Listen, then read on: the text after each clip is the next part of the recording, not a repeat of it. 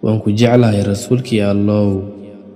Jaceylkayguna ma ahan mid ka tarjumayo Alle ka cabsi iyo iimaan, ama inaan ahay qof Muslim ah, ama aan ahay qof dhibaataysan, ama inaan ahay addoon laga amrayo xagga Rabbigiis.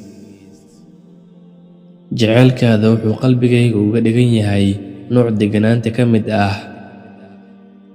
Waan ku jeclahay rasuulkii Allow.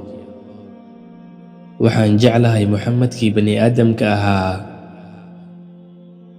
Waxaan kaloo jeclahay Muxammadkii ee cadaaladda wejigiisa ka ifaysay marka uu wax cafinayo.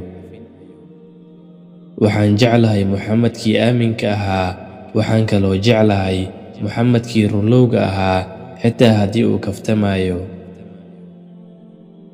Waxaan kaloo jeclahay Muxammadkii baariga ahaa, deeqsigana ahaa, kaas oo wax siin jiray dadka iyagoon weydiisan.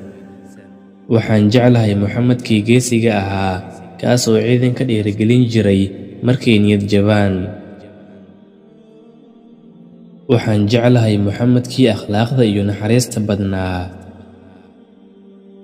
Waxaan kaloo jeclahay Muxammadkii daraskiisa karaameyn jiray.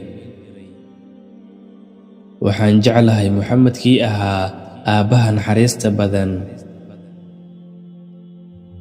Waxaan kaloo jeclahay Muxammadkii cadaaladda u samayn jiray xaasaskiisa markay doodaan.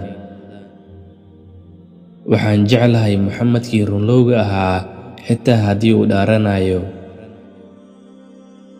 Waan ku jeclahay rasuulkii Allow. Waan ku jeclahay rasuulkii Allow.